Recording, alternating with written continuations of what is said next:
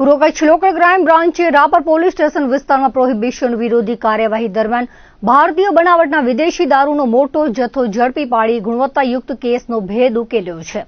પોલીસે કુલ 6,23,520ની કિંમતનો મુદ્દામાલ કબજે કરી એક આરોપીની ધરપકડ કરી છે, જ્યારે અન્ય સંડોવાયેલા શખ્સોની શોધખોળ હાથ ધરવામાં આવી છે.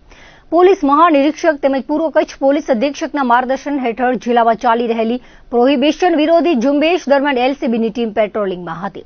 તે દરમિયાન મળેલી ચોક્કસ બાતમીના આધારે રાપર તાલુકાના આયધાણા નાળા વિસ્તાર ખાતે આવેલા રહેણાંક મકાનમાં દરોડો પાડવામાં આવ્યો હતો. દરોડા દરમિયાન મકાનમાં ગેરકાયદેસર રીતે સંગ્રહ કરાયેલ ભારતીય બનાવટના વિદેશી દારૂનો જંગી જથ્થો મળી આવ્યો હતો. પોલીસે સ્થળ પરથી વિવિધ બ્રાન્ડની દારૂની 4,286 બોટલ, ક્વાર્ટર અને બિયર ટીન મળી કુલ 6,23,520નો મુદ્દામાલ કબજે કર્યો હતો. આ કેસમાં પોલીસે પરબત ભરવાડની ધરપકડ કરી છે. આરોપી સામે રાપર પોલીસ સ્ટેશનમાં પ્રોહિબિશન અધિનિયમ હેઠળ ગુનો નોંધવામાં આવ્યો છે.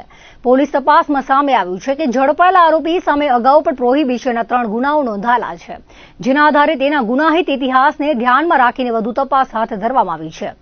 આ સમગ્ર કાર્યવાહી local crime branch PI, PSI તેમજ એલસીબી સ્ટાફ દ્વારા સફળતાપૂર્વક પાર પાડવામાં આવી હતી. પોલીસે જપ્ત કરાયેલ મુદ્દામાલ અને આરોપીને રાપર પોલીસ સ્ટેશનને સોંપી વધુ કાયદેસરની કાર્યવાહી હાથ ધરી છે.